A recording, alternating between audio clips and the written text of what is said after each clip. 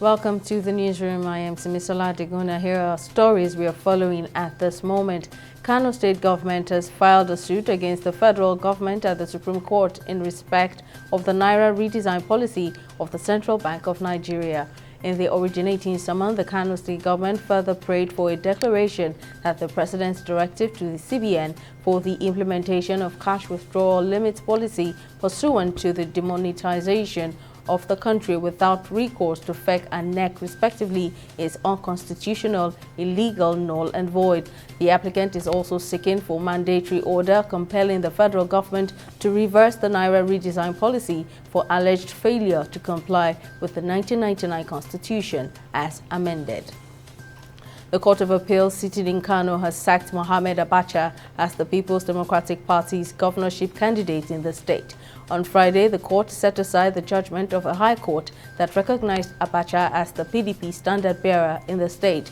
The court also ordered that Sadiq Wali, who was earlier recognized by the Independent National Electoral Commission (INEC), remained the valid governorship candidate. In a similar development, Governor of Cross River State Ben Ayade has won at the Court of Appeal Abuja Division, filed against him by Cecilia Adams, a participant in the May 28 primary of the All Progressives Congress (APC).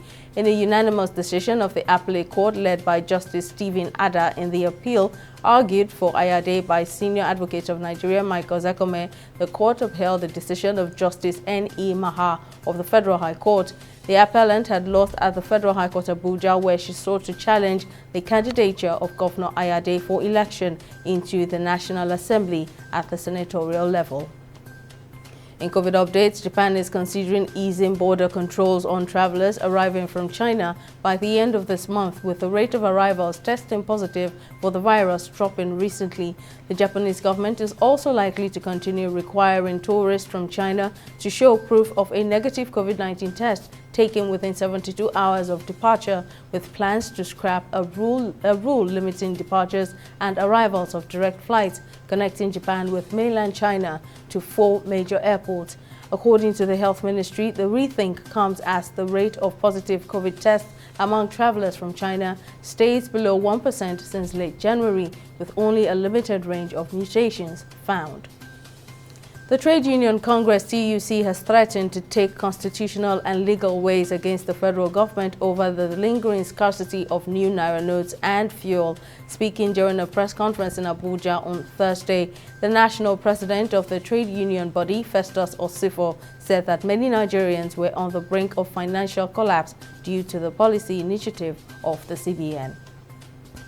Bodies of 7 Cypriot students killed in the powerful earthquake that hit Turkey have been returned home, with Turkish media reporting that 19 children in the group died.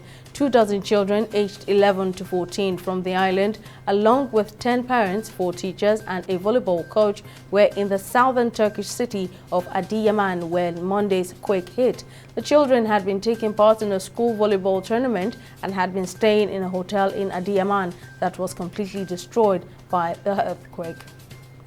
In sports, Barcelona winger Rafinha is finally hitting his best form and helping the Catalans cope without injured Ousmane Dembele ahead of the La Liga leaders' trip to face Villarreal on Sunday. Signed from Leeds United for around €55 million last summer, the Brazilian has stepped up to fill the gap despite an erratic start to his career at the club.